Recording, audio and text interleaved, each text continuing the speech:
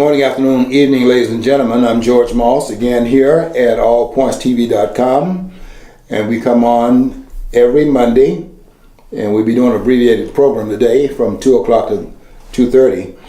Glad you're with us, as always, and we hope you will, in fact, sit back and relax and enjoy the program. Don't forget today that you have a special treat at 3:30, and that'll be the program called Satura's Black History Corner that comes on, and they hang around to about 4 o'clock, from 3:30 to 4. So we're looking forward to that program as well. We are coming to the studio today to talk about the recent inauguration of President Donald Trump, the 45th President of the United States.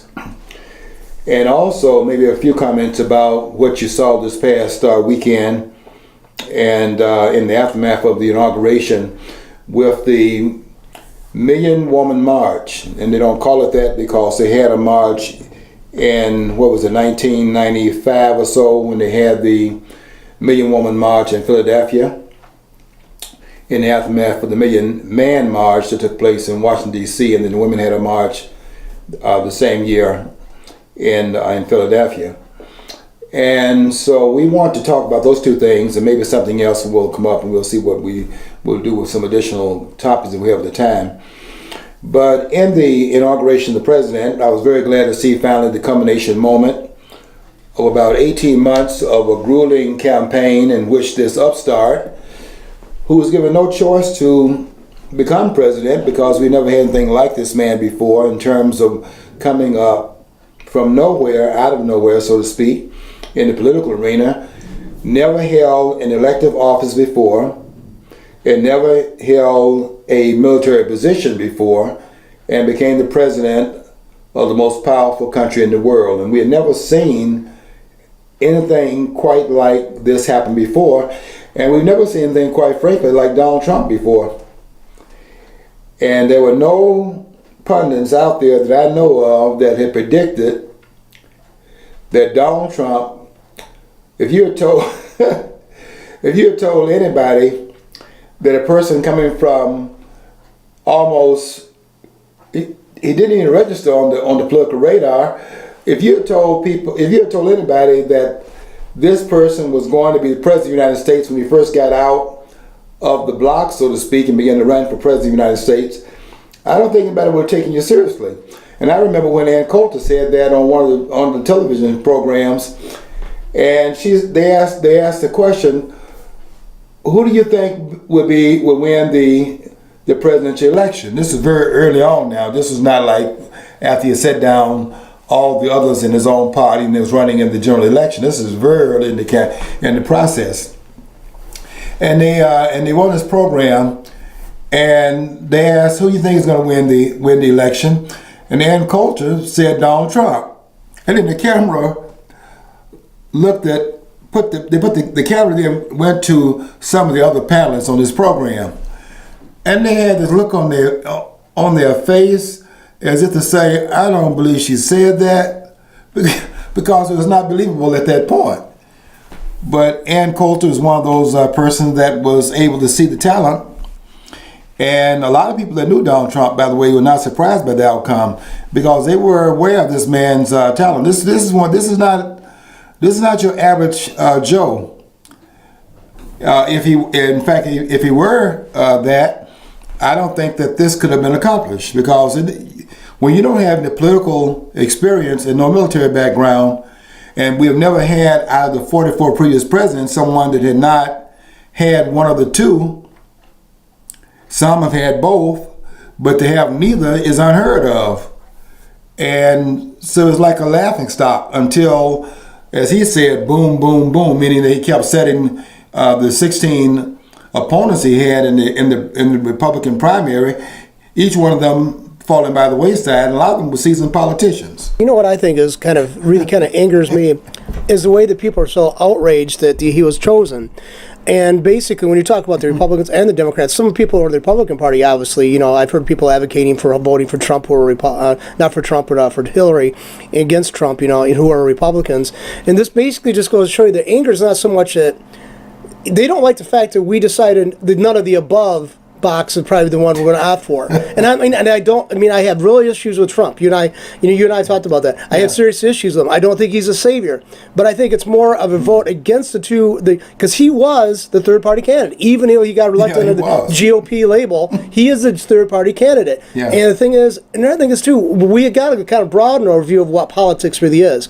If politics is learning how to gain power and use power, being a businessman at the level that he has been, he certainly knows how to get power and use it. Okay, so I mean, that way, we just got to look at a broader thing. We got to look now. I think we should differentiate between partisan politics and politics as a whole. And I definitely would think Donald Trump knows how to play people. He knows how to work a room. He knows how to get. So that, and myself would say he's a politician in that respect. But he's probably not a true partisan. I think that's a good correction too, in terms of the more broad comment that I made. He's a politician in the sense that you can be a politician without holding political office.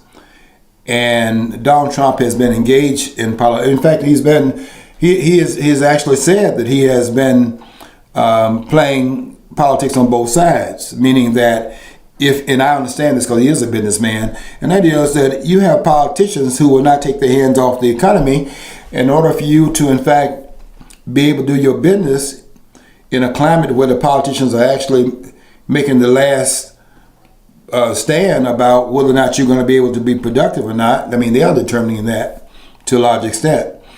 You have to, in fact, when they're running for office, you got to do something with the Democratic Party and their candidates.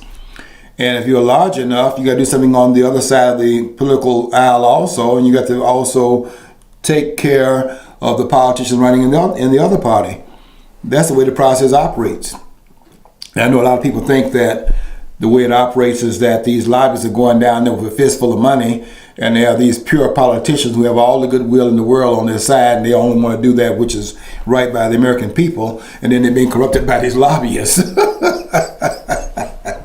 Oh, if the lobbyists didn't exist, you'd have Puritans galore. You have Mr. Smith going to Washington, every last one of them, and then Miss Smith going there with him. And that kind of thing. But that's not the way it really operates. It's kind of a little bit different than that.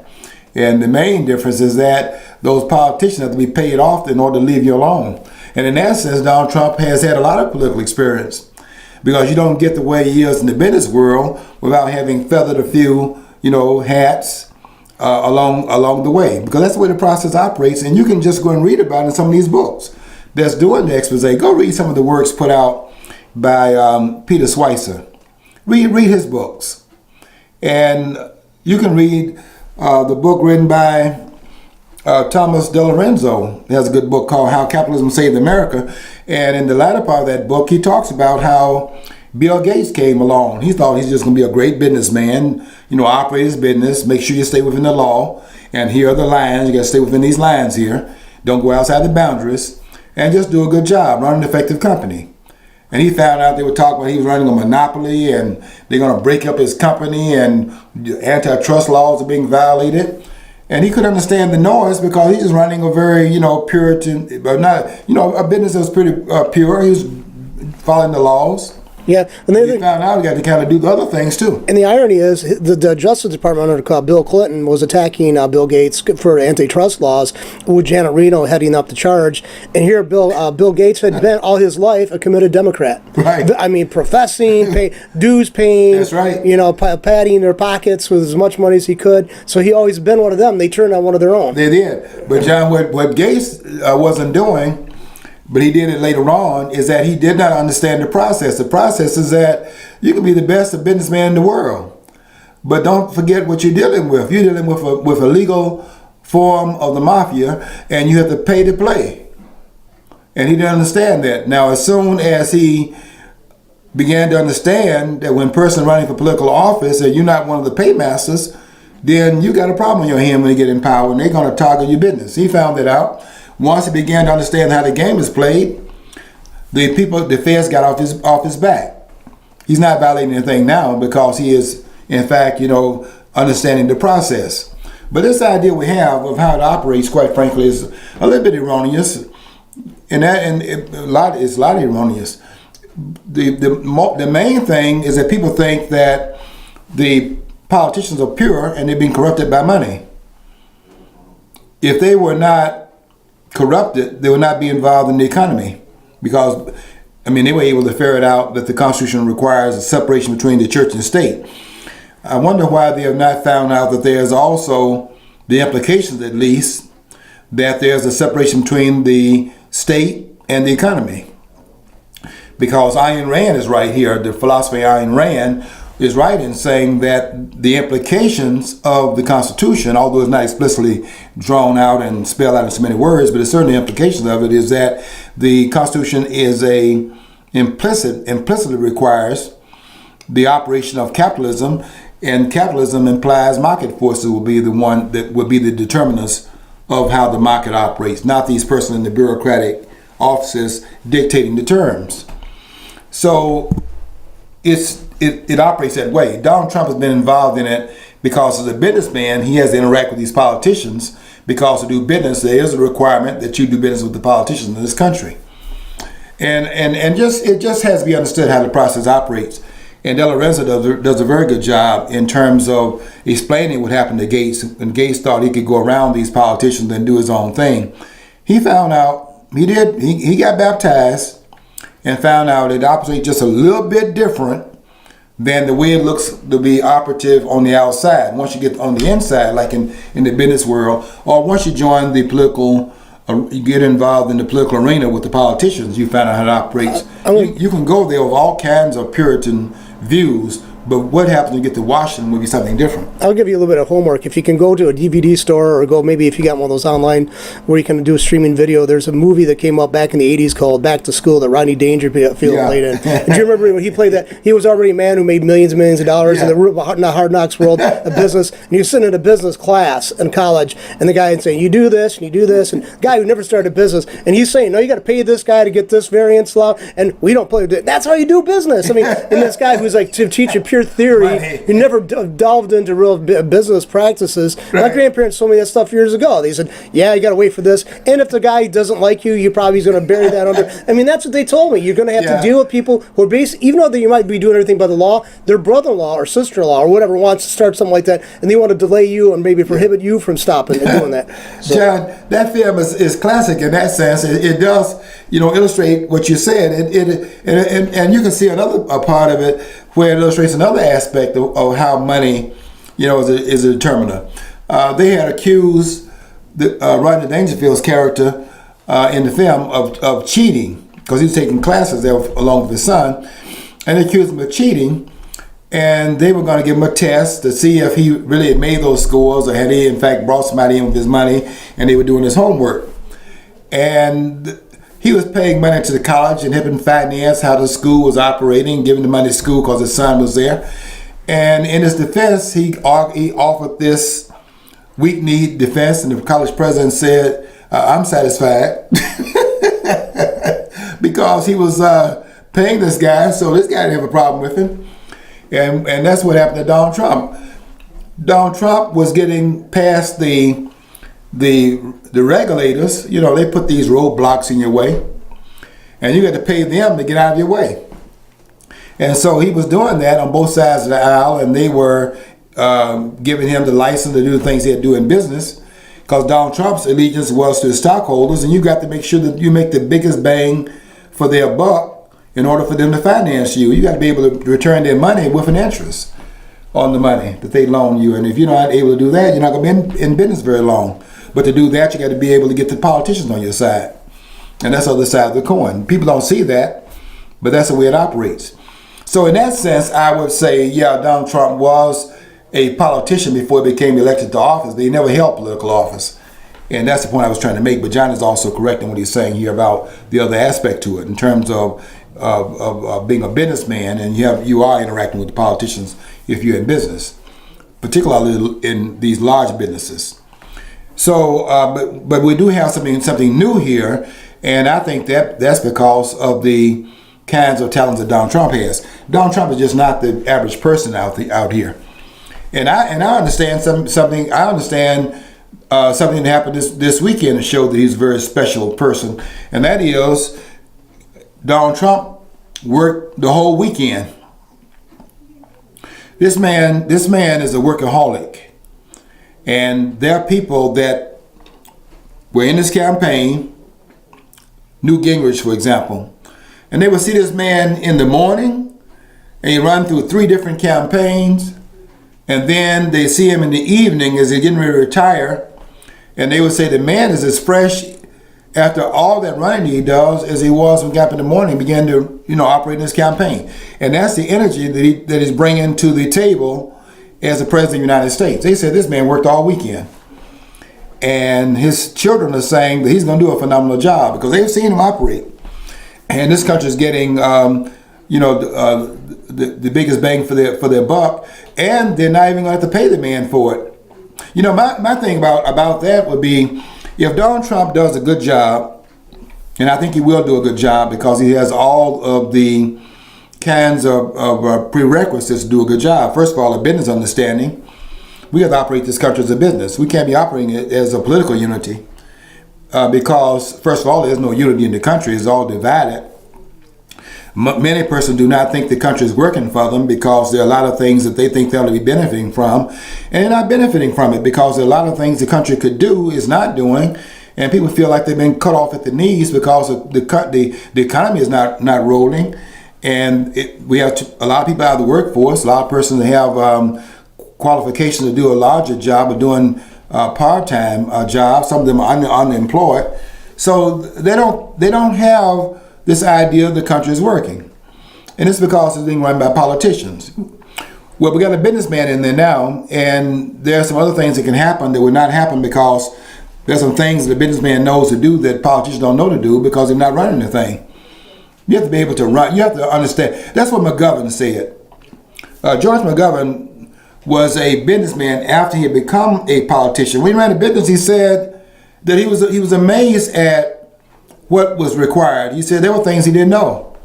That if he had known it when he was back there in the Congress, he would have operated differently in terms of all these laws he was passing. He didn't understand that he wasn't helping these business persons.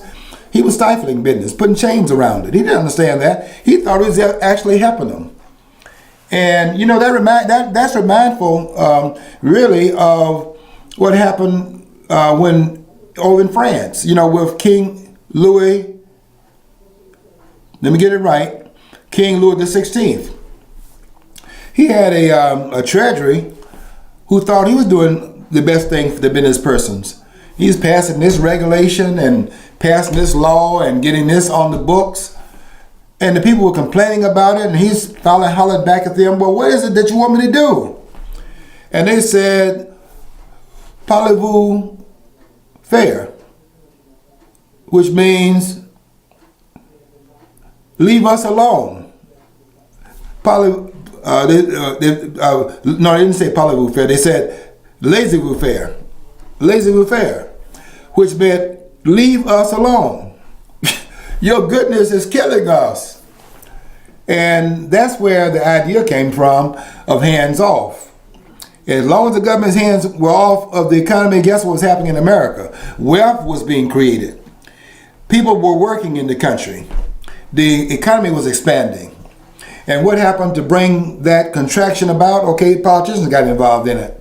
And these are not just my words. These are the words of the great Ludwig von Mises, who wrote wrote the Bible, quite frankly, and wrote this little pamphlet called the Anti-Capitalist Mentality. Anti-capitalist mentality, meaning that when the anti-capitalists get involved in the economy, and all the politicians are anti-capitalists, because if capitalists are allowed... See, that's another thing you have to understand about politicians, too. We think that politicians want to make things right. They want things to run smoothly.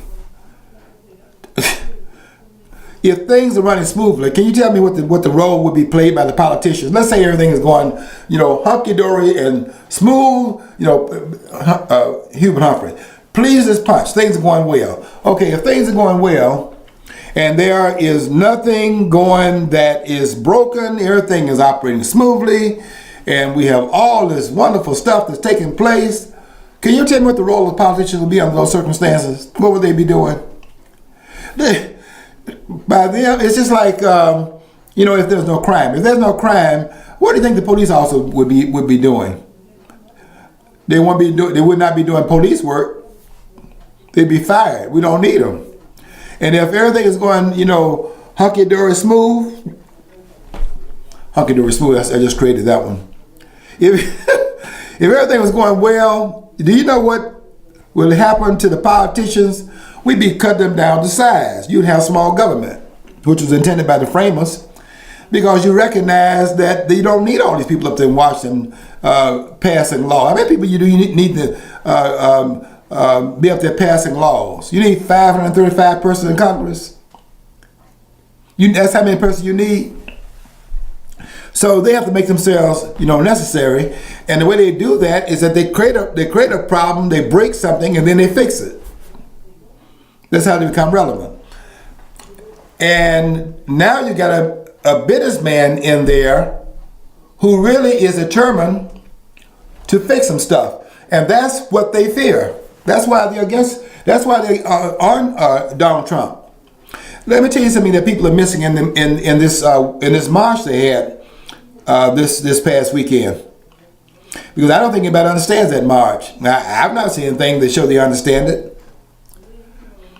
I mean, you had marches. We all knew you had marches in Washington, but very few persons saw. Okay, you had marches in other cities in the United States also.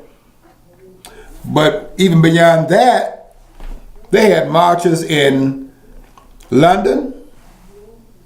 They had marches in Paris, Frankfurt, Berlin, Sydney, Australia, Nairobi, Kenya. There was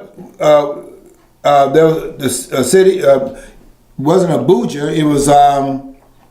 It was a city in Nigeria. And so, what were these marches about? I mean, in these different places. You think it's just about women that were objecting to Donald Trump? I think that's what that march was about? Really? What were you looking at in that rat-a-tat-tat, firing of these salvos?